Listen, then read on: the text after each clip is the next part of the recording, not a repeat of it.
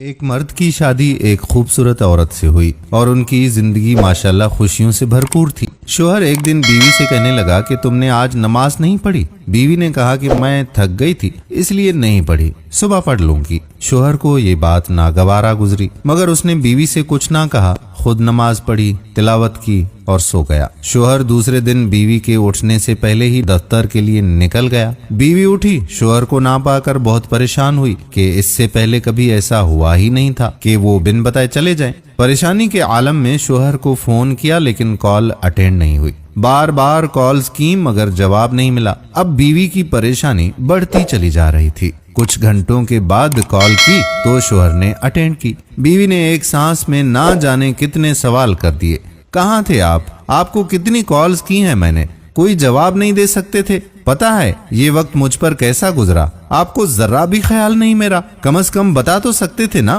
شوہر کی آواز اس کے کانوں میں پڑی کہ تھکا ہوا تھا اس لیے لیٹ گیا تو نیند آ گئی۔ بیوی نے کہا کہ 2 منٹ کی کال کر کے بتا تو دیتے، کتنی تھکاوٹ بڑھ جاتی 2 منٹ میں، آپ کو مجھ سے ذرا بھی پیار نہیں ہے نا۔ شوہر نے تحمل سے جواب دیا کہ کل آپ نے بھی تو اس پاک ذات کی کال کو نظر انداز کیا تھا، کیا آپ نے حی علی الفلاح کی آواز نہیں سنی تھی؟ وہ اللہ تعالیٰ کی کال تھی جو آپ نے تھکاوٹ کی وجہ سے نہیں سنی۔ اس وقت بھی 5 منٹ کی ہی تو بات تھی، نماز پڑھنے سے آپ کی تھکاوٹ کتنی بڑھ جاتی۔ کیا آپ کو اپنے اس پروردگار سے اتنا بھی پیار نہیں جس نے آپ کو سب کچھ دیا؟ کیا پروردگار کو یہ بات پسند آئی ہوگی؟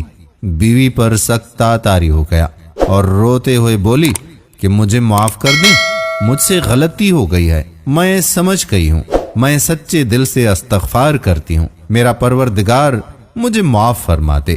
دوستو سچ کہتے ہیں کہ سچا شریک حیات وہی ہوتا ہے جو آپ کو دنیاوی تحفظ اور خوشیوں کے ساتھ ساتھ آخرت میں بھی آپ کو سرخرو کروائے اور آپ کے ساتھ کھڑا ہو اور آپ کو بھٹکنے سے بچا لے۔ خداوند تعالی ہم سب کو نماز پڑھنے کی توفیق عطا فرمائے، آمین ثم آمین۔